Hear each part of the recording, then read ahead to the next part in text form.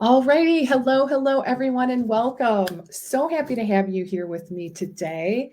And I want to welcome those of you that are going to join us live, as well as those of you that are going to catch us on the replay. So, welcome to all of you. And it's a beautiful Thursday here in Lake Geneva, Wisconsin. And I have a special guest, the one and only wonderful Sandra Galtry. And Sandra is in Orlando, Florida. So we are coming to you from all around the country, literally, right? Hey, Sandra, how you doing today? I am doing wonderful. Thank you. Hey, yeah, so happy to have you. So, guys, again, welcome. I'm delighted to have you. And I think today's topic is going to be incredibly valuable. All right. So, let me kind of give you a quick rundown. So, first of all, before we jump in, my name is Leslie Bytel, and I'm a business strategist and mentor. Specifically, I work with health professionals in private practice, and I help you to overcome all those challenges, the overwhelm associated with building a profitable practice. So, I'll help you to streamline all of your strategies, and ultimately, at the end of the day, right? We focus on building a really sustainable practice with multiple revenue streams so that you can get paid really well for the work that you love. All right, so that's a little bit about me. Let me just briefly introduce our topic today because this is a really juicy one. I love this. And I wanted to talk about this because I often get a lot of questions about this particular topic, and that is how to run Facebook challenges and how to utilize Facebook challenges to help you to grow your audience and how to use Facebook challenges to fill your groups, right? So your group programs and your courses. And so, like I said, this is a really, it's an awesome strategy. It using Facebook challenges can help you to grow your email list. It's also a really great strategy, like I said, to help you to fill your group programs, as well as your online services. So, if you have been wondering, how do I do this? Like, I see people doing these challenges, it seems like a cool idea, but you don't know how to do it, or maybe you've tried it before, and maybe it didn't, really create that momentum that you were looking for. You are definitely in the right place. So we are going to break things down into steps. So I'm going to introduce Sandra in just a moment, but before I do, let me give you an overview of the things that you're going to learn today. So we're going to be talking through why doing a challenge for your audience is a win-win and why it works better, often better than the webinar model for filling your one-to-one, actually your one-to-one services, as well as, like I said, your group programs and group coaching services. We're going to be breaking this down, this whole process, into 6 crucial steps. Okay. So we're going to give you 6 steps to launching a successful challenge, literally soup to nuts. So make sure you take notes. And we're also going to be covering some of the common mistakes that practitioners tend to make in this model. And of course, what to do instead that works, and a lot more in between. So buckle up. This is going to be a really, really great topic. All right. So, Sandra, Miss Sandra, so happy to have you and really appreciate you taking time. I know you've got a really busy practice these days, which is awesome. So I appreciate your taking time out of your day to, to share your experience, because let's be honest, you do this 3 times a year. You're kind of a pro at this point, right? I'm trying. Yeah. Yeah. Yeah, why don't you, give us a little bit of background in terms of your journey? Because, you've built this amazing practice. You're doing the work that you love, and this is a second career for you, Mhm. right? So can you just kind of give us kind of Yeah. a snapshot of your journey? I think that would Yeah. be super helpful for everybody. Yes. Yes. Well, I am a computer programmer, database administrator from in corporate America, turned registered dietitian in private practice. So really came full circle with it. It spawned from a combination of just wanting to do something different with my career and my own health journey. And so in my early mid 30s, I kind of had some health challenges with my blood pressure and my weight. And like everybody else, I was trying to do it on my own, trying to Yeah. figure it out. And for years, it wasn't sticking. It wasn't Right. working. And eventually I worked with a dietitian. It was really my first exposure to a dietitian. But prior to that, I knew I wanted to do something different, but I did not know what that was. I knew it was going to require me to go back to school. And after 15 years, that was kind of daunting. So I tried to put that off for several years. But when I came across this dietitian, I was just so intrigued with the things she was teaching me and just learning about healthy eating and just a whole different way of doing things. And I just really just found a strong interest that I asked her. I'm like, well, what do you do to become a dietitian? And so that really spawned me to go back to school and just really take that leap of faith, because it was fearful. I'm in corporate America. I'm comfortable. I've been there for like 17 years. And here I am trying to go back to school and kind of start over and become an entrepreneur on top of that. I did consult for 5 years in nursing homes, but ultimately I knew I wanted to get into private practice. And so the way life happened, the way things turned, it just kind of led to that process. And I tried to do it on my own, even running a business on my own. I did that for a couple of years, struggled. But I think those struggles helped shape me. Yes. Eventually, I met with Leslie. We hooked up, and she's been my coach ever since. I would say since about 2017. Yeah. It's been a while. Since a long time. Which is awesome.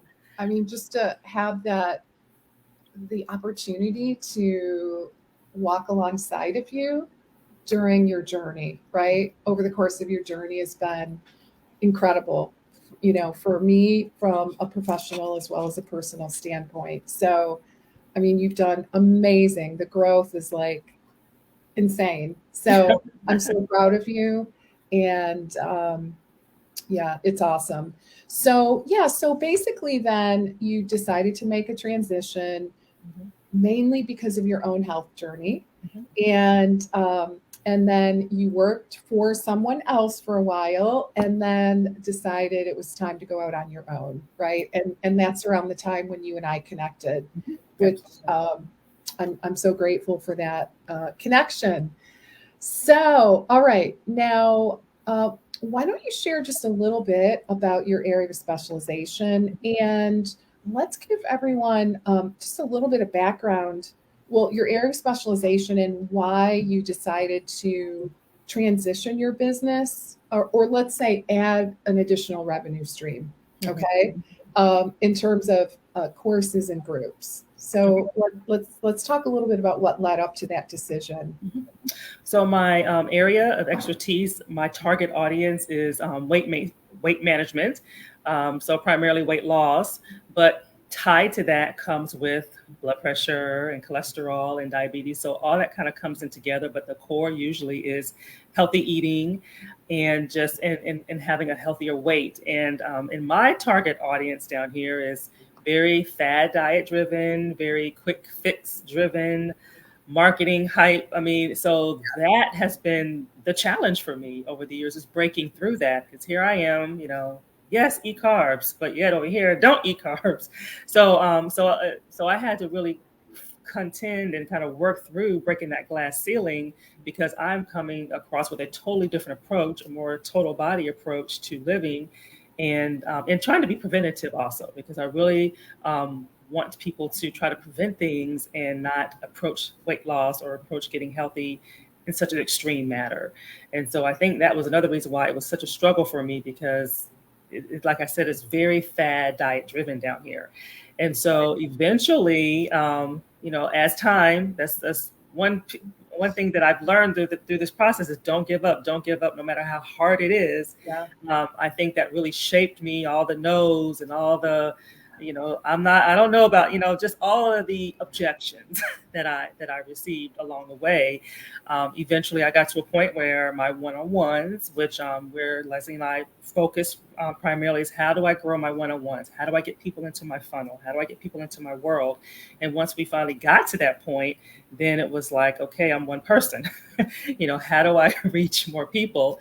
And that's when the next step of groups came on the scene. And now let's try to open up additional streams of revenue where I can help many instead of just one-on-one. Of course, I keep the one-on-ones, that's the bread and butter and the core, Right. but then we've also expand. And so that's when we came up with a challenge, and my first challenge was launched in the middle of a pandemic. So Yes. Oh my gosh. yes. Oh my God. Yes. Right when things were kind of falling apart in the world, right? Mhm. Like, I remember, oh my God, we had started the whole process and then the whole world shut down. Yeah. It was all And this it's uncertainty. And it's funny that you mentioned the webinar. That was the approach that I was doing, and then the world shut down. And in hindsight, it was a blessing in disguise, because I don't believe that launch would have been as successful as it was when we revamped and kind of rebranded. We just started over from scratch and did a challenge, and I was able to come up with a theme for that challenge that resonated with my audience. So I think it ended up being a blessing in disguise, but I had to work through all that. You did, and it was really stressful, and it was kind of scary too, because the thing about launches, let's just name it, is you invest a lot of time and resources into creating everything, and so it is rather you can feel very, very pressured, right? And I remember that extremely well, making that super difficult decision. When the world closed down, essentially, everyone was kind of huddled and not sure, what direction to go in. We made the collective decision to just kind of, put things on hold and then to regroup, right? Yeah. And I do, in hindsight, I think it was a great decision. Right. Let's talk a little bit about, because you had mentioned that you believe that doing the challenge actually, because originally we were going to do a webinar, right? And in a lot of ways, now there's pros and cons to everything. I'm big on kind of weighing out the pros and cons. A webinar is kind of a one and done, right? So like there are some advantages, right? You do the webinar, you got people there, you do it once, and then you do your pitch on the webinar, and then you move on, right? You move on with your email sequence, right? So there's some moving parts when it comes to doing a challenge instead. But we made that decision together and decided, you know what, let's do this. And one of the reasons is because when you do a challenge, and again, it doesn't necessarily have to be on Facebook, but there are some inherent advantages to doing, holding a challenge on Facebook, right?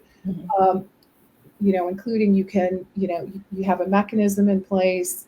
You have like a container, right? So you start a Facebook group. So you end up with an asset in your business, like a really nice active Facebook group. That's one advantage. And the other thing is you want to be able to collect email addresses, right? And so you're able to do that inside of Facebook. There's some other advantages too, but just in terms of looking at webinar versus a Facebook challenge for a launch, how do you feel? What do you feel about the differences or the advantages? Yeah, I do agree with the webinar. It is kind of one and done. It's one-way communication too, versus two-way. So there's they can put stuff in the chat, but they can't really interact with me. So one of the things that I did like about the challenge is it's very interactive. So they get to see me, they get to know me, they see my posts, but now they get to see the person behind the post. And I think having that access to me, as far as, ask me questions, what do you need? This is that vehicle of doing that. And then with the Facebook group, the challenge is over, but the group is still there. And when we keep that group alive, we continue to post in that group and continue to people engage in that group. So it's a continual mechanism of support, even beyond the challenge. So it definitely has its longer term. I feel it has more of the longer term benefits down the line. And then when you have future launches or future things that's going on, you have this, you have this pool that you can pull from that's already supporting you. Exactly.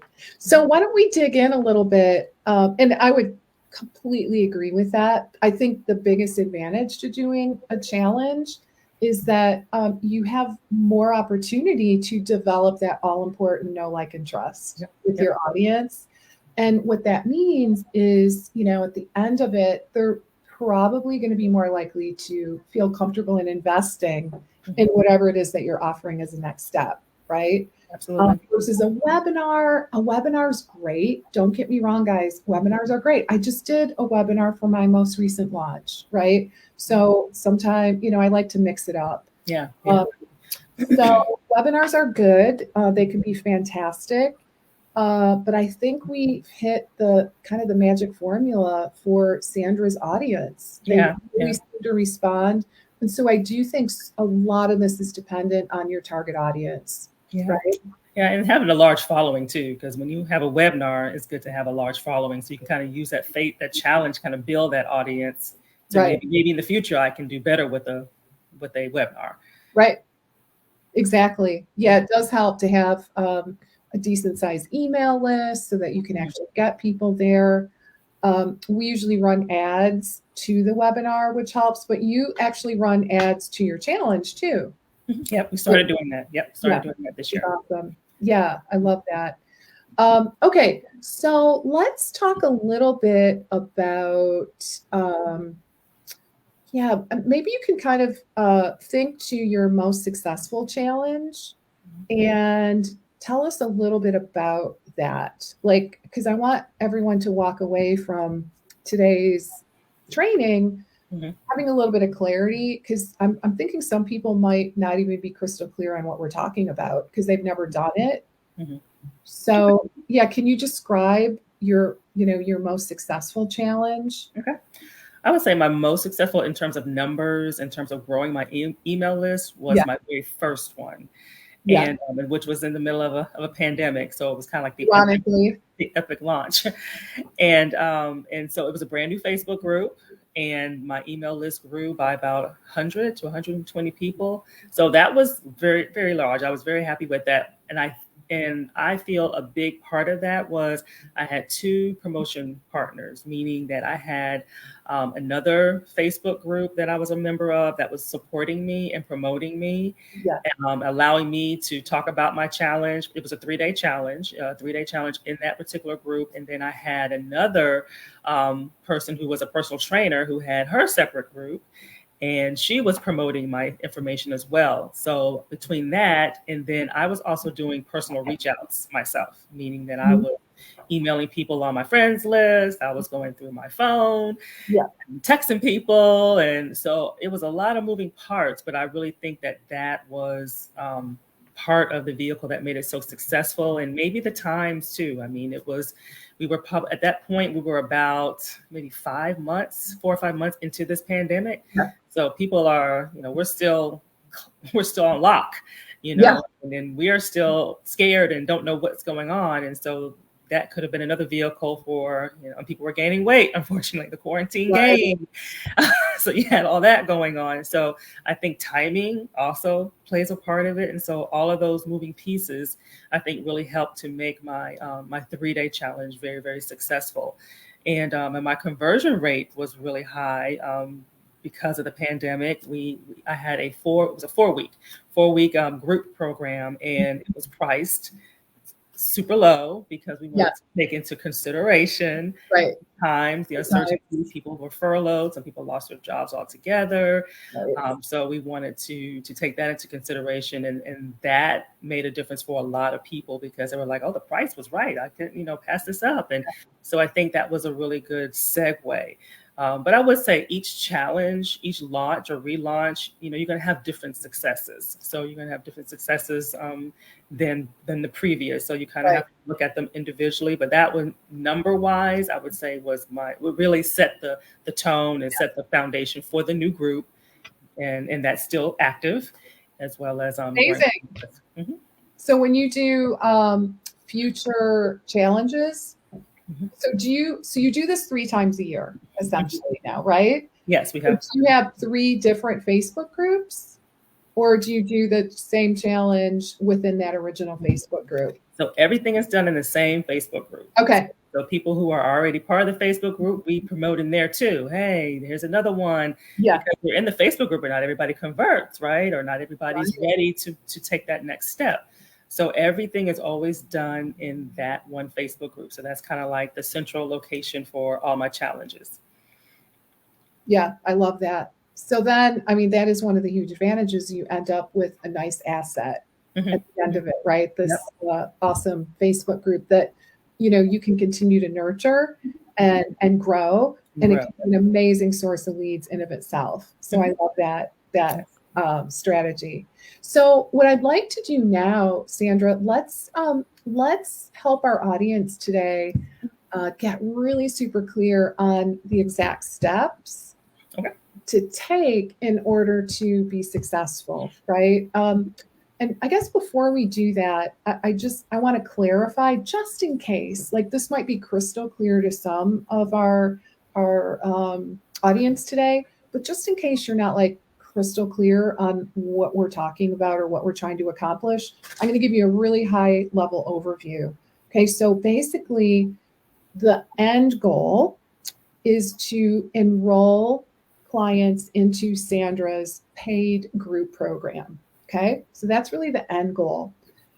But I got to say, actually, with a caveat, we have actually used this strategy to fill her private one on one roster as well. Mhm. So this can be used, this whole strategy can be used to fill your one on one Mhm. programs or a group or a course. Mhm. Okay. So what Absolutely. I like to kind of reverse engineer, right? So like we're clear on our end goal, right? We want to have a group. We want to fill our one-on-one slots. So then we ask ourselves, like, what is the process that we're going to take our audience through in order to help them develop that? I always call it the know, like, and trust. How can we help them to get to know Sandra and to get to feel really comfortable in investing their resources into whatever she's going to offer at the end? So again, we decided, let's do a challenge. Like that seems to be a good fit. So we pick a topic that seems like a good fit and aligns with the end result offer. And so that's kind of very high level. Now what we're going to do is we're going to break this down into smaller steps. Okay, so you probably want to grab a pen and paper to jot down some notes, because we're gonna try not to go in the weeds, but give you some actionable steps today, right, Sandra? Awesome. Absolutely. Okay, so what's the first step? Know your audience's pain points. Okay. Like know what their struggles are. So identify that for your particular audience. Mine was sugar cravings. Okay. So that's something that I was hearing a lot about when I do my one-on-ones, or my phone consults rather. When I do my phone consults, they fill out an application or a form, and so they share with me those pain points. So I keep them, I reflect on them, I kind of went through them, Yeah. because during the shutdown, I'm like, trying to figure out what am I going to do next. And so I just kind of started seeing a pattern, cravings. I have these cravings, I have these strong sugar cravings. And so that is kind of what I started in as my base. And then I kind of grew on that. And that was it was really a buzz. And so it really got people's attention when it came out, as far as this 3-day challenge is going to help you to gain control of your cravings. So find out what your target audience is really in need of. Yeah. Oh, that's so key. So knowing your audience and being able to zero in on like an urgent problem that they want solved, right? Something that's going to be like, oh my God, how did she know? Right? Is she in my head? Like, how did she know that's what I need? And ideally, you're going to come up with something really, really juicy like that. And that's going to be the theme of your challenge. Exactly right. And I would just add that ideally you want it to connect to your end product as well, right? Mm-hmm. Now, they're going to be different because you wouldn't do the same thing. That would make no sense, right? It could be a little teeny piece of what you're going to teach in your paid program. I'm sure you address cravings somewhat in your paid program, right? Yes, absolutely. But it's not the whole entire theme of the Right. paid program. So hopefully that makes sense to everybody. But guys, seriously, the first step is always to know your audience, right? And to be able to extract a topic that is going to be really super compelling to them. And it does need to solve an urgent problem. And you're not trying to solve everything. I really, in my experience, I found that specificity really helps. So, like, if you pick a super, like, a broad topic, it might not land as powerfully as something super specific like Sandra's topic. I mean, helping clients to overcome cravings is brilliant. So I love it, and it really was very powerful for her audience. Okay, awesome. So what's next? Know your schedule. Okay. Come up with a calendar. Mm. I learned that if you don't have a calendar, you're kind of all over the place. So Yes. there's a lot of moving targets when you are in launch mode. You're trying to promote, you're trying to send emails, you're trying to, do lives, you're trying to do a lot of different, things. And so have a calendar where when their opt-in page is going to go live, and when is your sales page going to go live, when are your emails going to go out, and who you're sending them to. And so it's very helpful to have a roadmap and do it early. Don't, because if you're doing it as you're going through the process, then it's kind of stressful because you forget things and things fall off your radar. So it's good to kind of have it. Once you have one calendar, you reuse it. You tweak things, you change it, but you have the format. You generally we promote for 2 weeks, and then we are in. We launched the challenge for 2 weeks, and then the challenge is on for 3 days. Day one of the challenge, I'm starting to promote my paid program. Yep. And then but really I position it to where, this is exclusive. It hasn't been publicly announced yet. So you have your spot in this paid program. And then after day 3 of the challenge, then that's when things get promoted publicly. And then that's kind of when that 2-week mark starts as far as promoting to the public, and then all of the different tools that you're going to use to promote. And then the paid program starts. And have your early birds, deadline, and because having time sensitivity and all that adds buzz too. So if they know they can get it by this date and it's a little bit less, then they're going to be more apt to sign up earlier than waiting till the day of your paid program. So you kind of know your numbers before your program starts. So definitely have a roadmap on what needs to happen and what needs to take place throughout the process. Exactly. So basically sit down before you even really start and create a calendar, like a launch calendar, starting with the end result and kind of working backwards, right? And just ensuring. So what I would recommend, and I know this is what you did, Sandra, is to literally put in your calendar every email that's going to be sent out. Right? Absolutely. So I like to label mine, using the alphabet. So email A, email B, email C. And then, you guys, it's really important to also remember to include reminder emails. So like people that have signed up for your challenge, we call that the bucket, right, Sandra? So they're in the bucket. Yes. So it's important because, you've got like a couple sets of emails going on, right? So you want to continue to get new people into your challenge. So you're emailing, your list, you're doing social promotion, all that good stuff, but you're also now reminding your bucket to actually show up, right? Yeah. Yes. You want them to show up. Definitely, after all this, you want them to show up. And it's super easy, to kind of forget that. So so you want to, go in your calendar and really get clear on every single email that you plan to send out.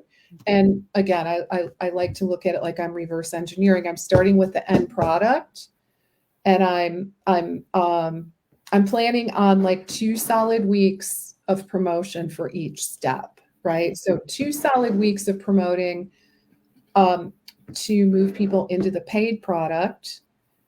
And then we've got the Facebook challenge, right? But we're promoting for 2 weeks prior to that to move the audience into the challenge. So hopefully that makes sense, right?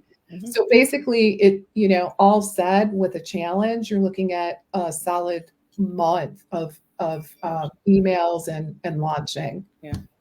Yeah. And if people ever wonder, well, when am I going to launch or when am I going to do it? Kind Yeah, of know when you want your paid program to start or when you want it to finish, because you have to think about holidays.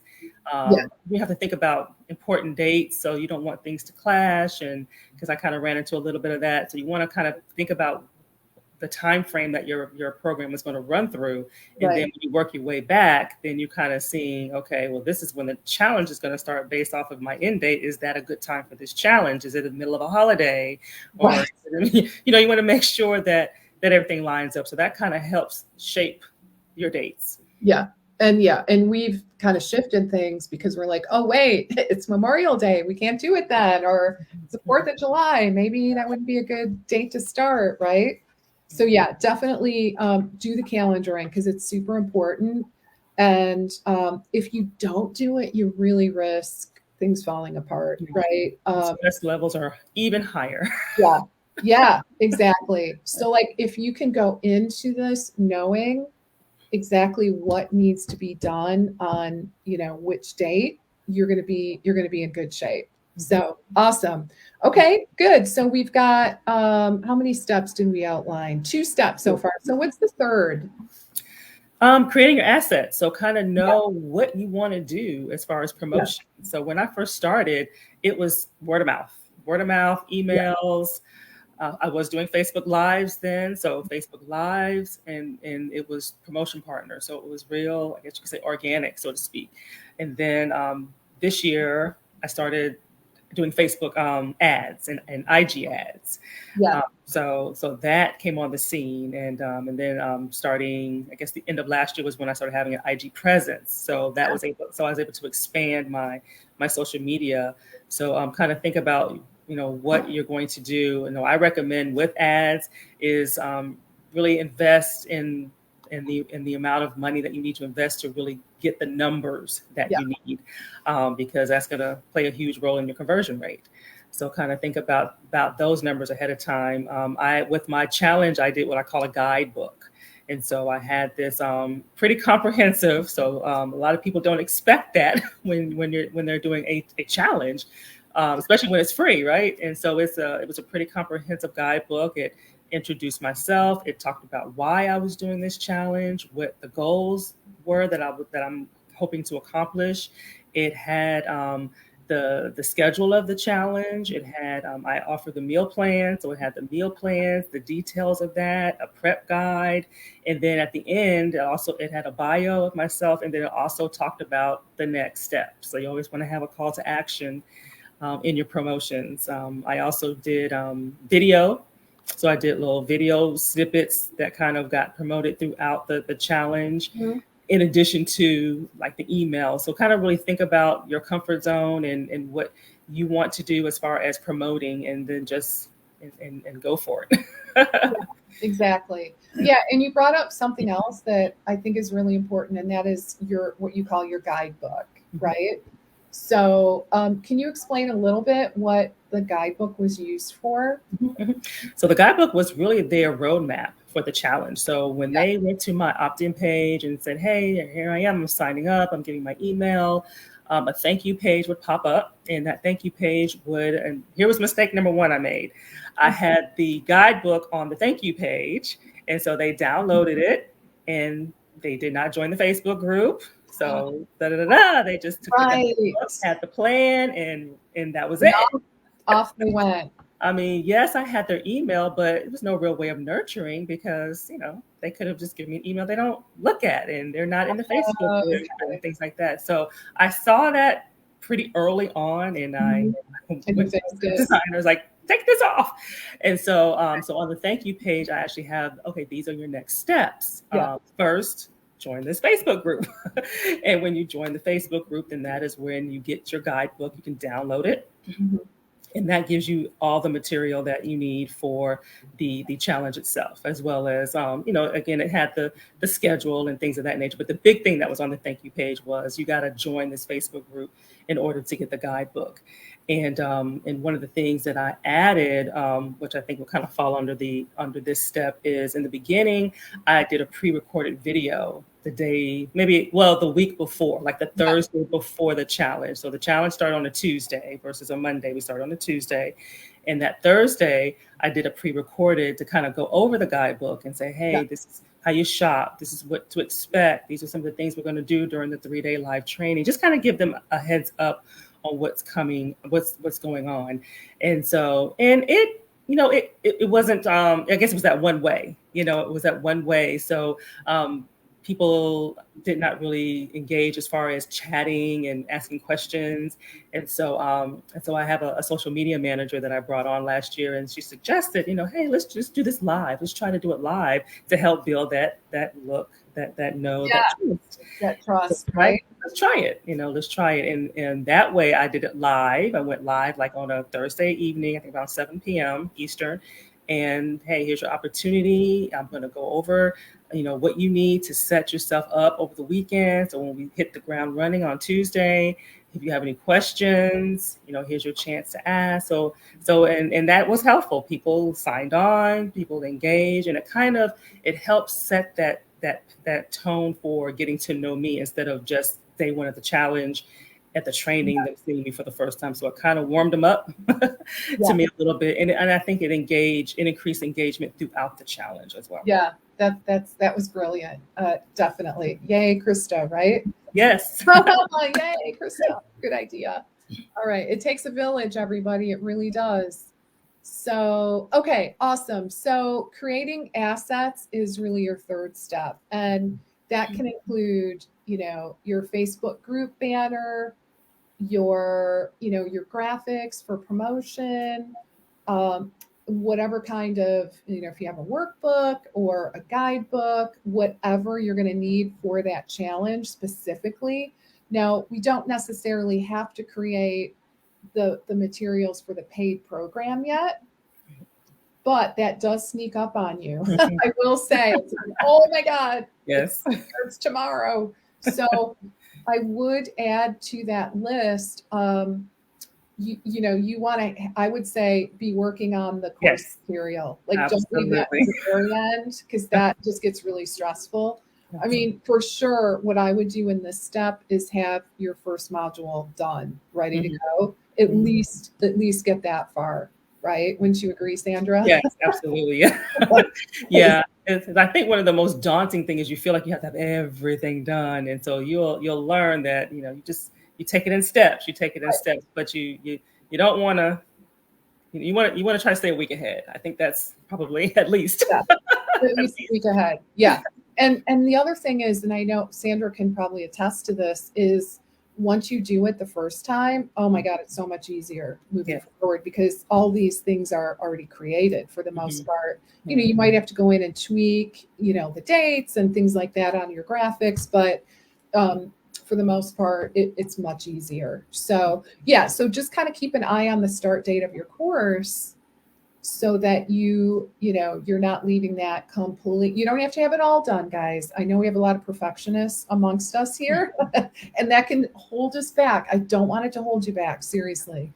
You don't have to have every single handout for the course or the group 100% done. You just don't. But I would at this point be creating the first module. Okay. Just so you've got that, in the can, as they say. Okay, awesome. So where are we now? I think that was step 4, right? Or no, only 3. Okay, we got a few more. So where do we go next? What's number 4? Yeah, so kind of think of your promotion plan. So thank God Krista came on the scene. So a lot of that was taken care of. So unless you are good at Facebook ads and good at the graphics and good at, I advise you to find somebody who's good at it, because it is it could be very time consuming and very stressful, and you want it to be effective. You want it to be effective. And so I was able to bring on Krista, and she just brought my social media image to a whole nother level. And I do get a lot of compliments on the professionalism of it all. So she handled the Facebook ads, the IG ads, and just posting and scheduling. I focus more on the emails. I use MailChimp, so the MailChimp emails and the Facebook lives and things like that. She helps promote my lives as well. So so it's just really good to have have a team. Have a team, because once you start getting to this level, it's hard to do it all by yourself. It's really, yeah, absolutely. So, highly recommend that. If you're able to, and it doesn't have to break the bank, guys. Right. It really doesn't. But just to be able to hand over and delegate some of these tasks that are time consuming, maybe things that you just, you could do, but should you, right?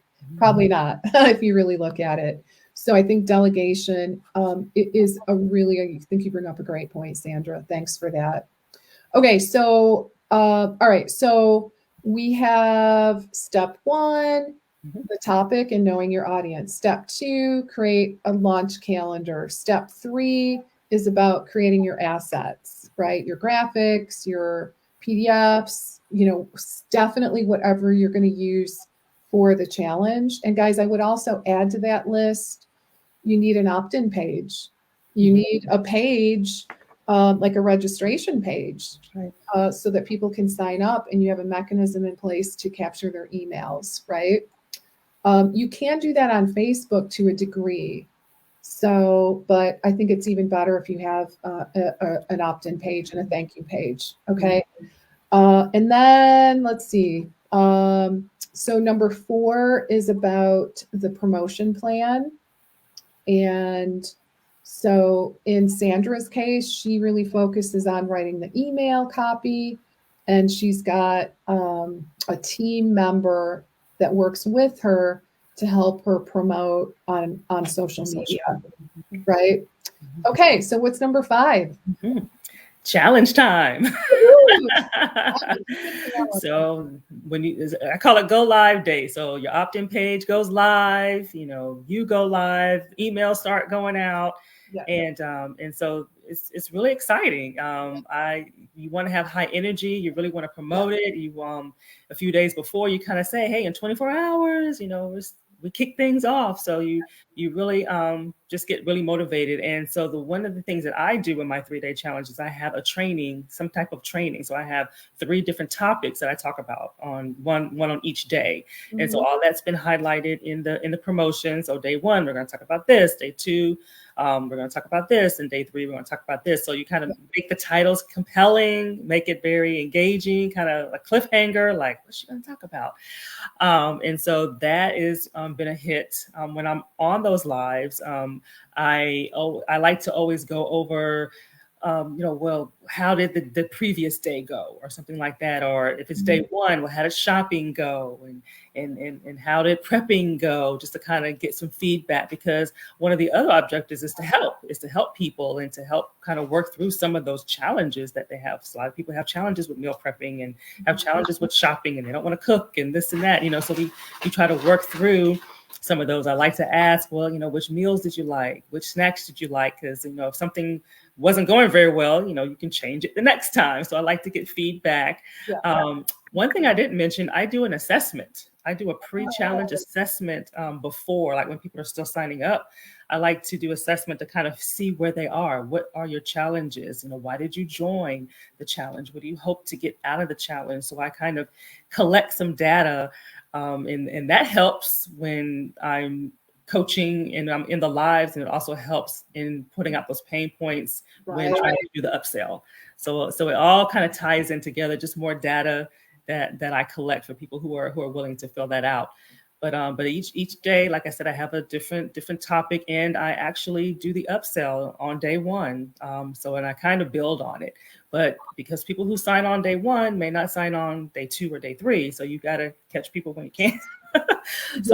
So it's almost like each day you're repeating that the upsell, which is talking about your paid program. In my case, is two of my challenges go to a group paid program, and one of my challenges actually is promoting a free phone consult to where I can try to convert them to one-on-ones. So I'm actually promoting that on every single day, because usually it's a different set of people. Every now and then you're lucky where somebody will come all 3 days, but again, it's always good to promote your next step in every Exactly. day. Exactly. Okay, super important. Okay, so all right, let's see here, and we have a couple or at least one question I want to get to, but let's keep going with the steps. So basically, yeah, we just talked about actually doing, like doing the challenge, and that is, of course, our, super important. So you do the challenge, and then you covered number 6, which is ensuring that you include the upsell into each segment, Each day. right?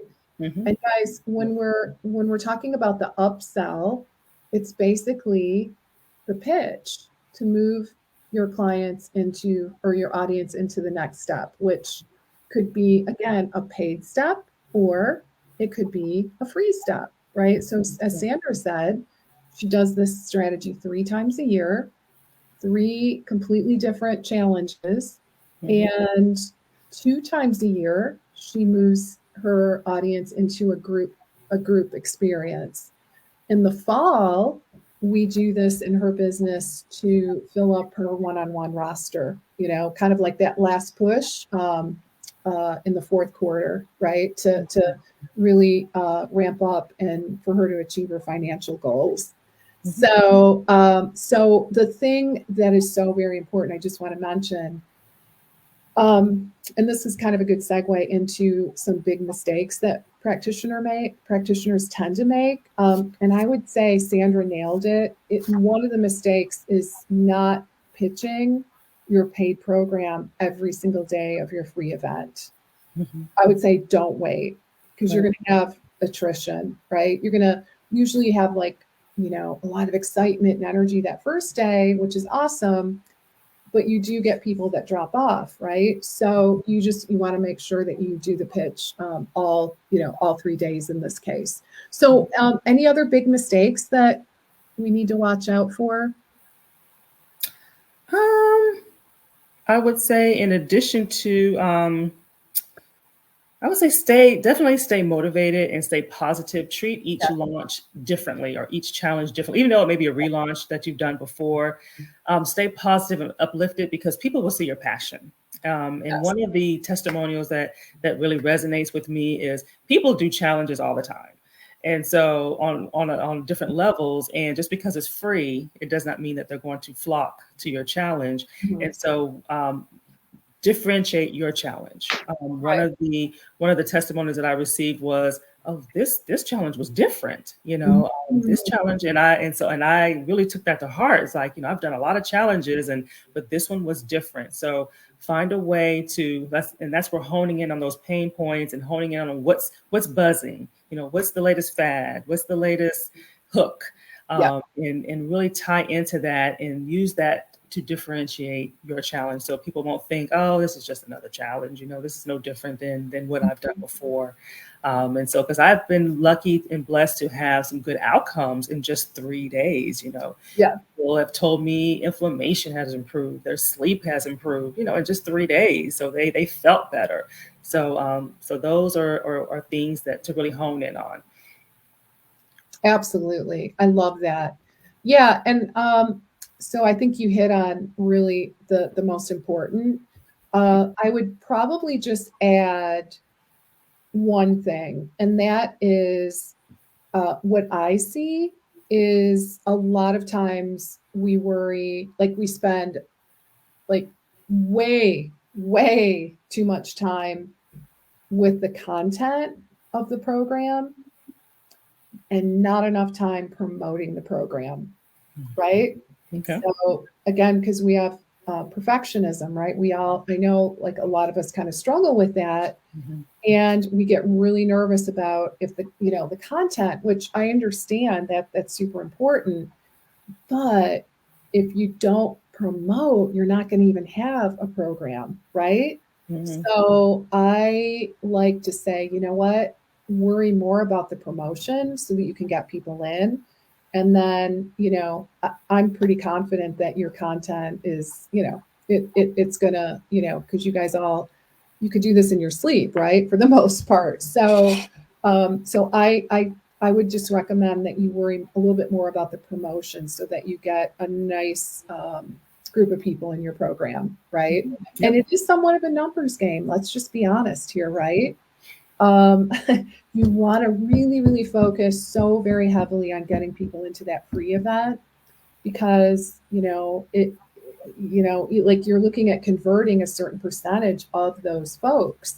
So obviously, the bigger the number, and the more engaged people are, the more likely you're going to be able to convert them into your paid program. So just pay attention to those numbers. All right, Sandra, as we kind of wind things down here, any final words of wisdom that you want to share? I think I hit it all. I really do. Yeah, I love what you said about being positive. Yeah. Mm-hmm. Yeah, that's honestly, more important. Yeah, I would say that that's a big takeaway. Like really, because it can be stressful and it's a lot. It is. And so you really want to be positive. And yeah, and like I know with Sandra, sometimes she'll have people that maybe don't convert into paid clients immediately, but because she, did such an awesome job with the challenge and, really people love her, when they're ready, they do come around, right? Mm-hmm. So be aware of that as well. Yeah, yeah. And definitely continue to nurture if you go the Facebook group route, continue to nurture that group in between launches because that is what's really going to keep people engaged and keep you on their radar when they are ready to make that move. So I continue to do posts, weekly. So Krista helps with posting engagement posts and things like that, and people join. People actually join my Facebook group in between launches. So you'll just be amazed at how things just grow even when you're not in launch mode. Yeah, I know. Same. I have, I think, 3 Facebook groups from, 2 or 1 from a long time ago. It's not really related to a launch, but 2 separate ones I use for a launch, and I still have people signing up. So, and the nice thing about that is, it is a good way to continue to grow your list, especially if you can, get their email addresses as they enter that Facebook group. So it really is a great strategy. So Sandra, how can people find out more about you?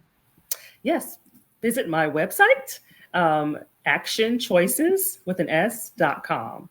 So it's actionchoices with an S.com. And I'm also on IG. So nutrition, weight loss. Yep, nutrition, weight loss. I have to look at my handle. It's a shame I don't remember my handle. Let me look it up real quick. Here it is: weight loss _ nutrition _ dietitian. Okay, that's my handle: weight loss _ nutrition _ dietitian. Okay, awesome. Yeah, give her a follow on Instagram. And I just remembered we have a great question. Hey, Kathleen, welcome. So Kathleen wants to know how we strike that balance. Oh, thank you, Abby, for posting her website. How do we strike a balance between giving them enough but not so much where they don't need you anymore? Oh my God. Yes, that makes perfect sense. We as dietitians, at some point, we all give too much to where they feel like, oh, I got what I need. I feel good on my own, right? So any wisdom there, Sandra? Yes, we give the what, you say what it is the problem, and we save the how for the next step. So it's like you talk about, well, what is this and how is that, to more, to what and the why, deeper into this concept of how to control your cravings, then your next step. Right. So you kind of give some highlights, you kind of keep it surface level, but you don't want to get into your, the details of the content of your program. So I really keep my challenges at, focusing it on, how do you feel, how do you like the meals and this and the other. Do you feel like it's controlling your cravings, during this period of time? So you kind of keep things real high level. You don't want to dig too deep, because you're right. If you give too much, or if they feel like they've got their answer, then then they will not feel like they need to move to that next step. So you always kind of put that hook in throughout your training. If you want to dig a little deeper into, whatever this topic is you're talking about, or I go into more detail about, this in my course, so that's kind of how you set that up. Yeah. Oh my God, you nailed it, right? You absolutely nailed it. Oh my God, you're so good at this, Sandra. I couldn't have said it better myself, seriously. So yeah, high level for the most part. I mean, you do want to be cognizant of adding value, and you don't want to be perceived as withholding. So that's really important.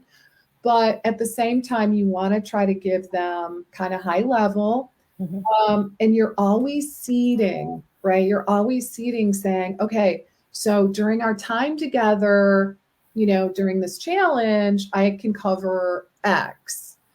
Just know that in the paid program, I go way deeper. Right? I'm able to really go deep because we have, much more time. So really be cognizant, guys, of kind of seeding your paid offer really throughout your paid program, right? Just so people are like, okay, I get it. This is kind of more introductory, and the paid program is a deep dive, right? Absolutely. Yeah. So Sandra's a pro at this point. I love it. All right. Let's see if we've got anything else. I think we are good to go. Here is Sandra's Instagram handle. Give her a follow. And then actionchoices.com, Sandra's website. And guys, I actually have an entire course called Lucrative Course Blueprint, and it's all about launching, like, every single detail, sample emails, sample calendars, etc. If you're interested in learning more, drop me an email. Okay. It's Leslie@lesliebytel.com. Let's see. Let me write that out real quick. Let's see here. Okay. There's my email, Leslie@lesliebytel.com. And we can hook you up if you want to learn more. All right, guys. So thank you so very much, Sandra.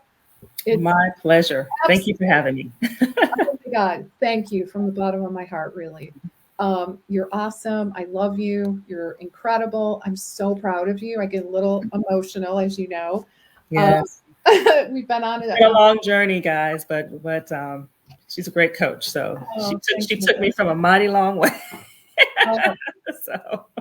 And you've done amazing. So we're a good team, right? Yes, absolutely. A great team. So I'm really proud of you. And thank you for your time today. And really, thank you for sharing your wisdom with others. I greatly appreciate it. So have a wonderful rest of your day, guys. A wonderful weekend. We're almost to Friday again. It seems like every time I turn around, it's like almost Friday again.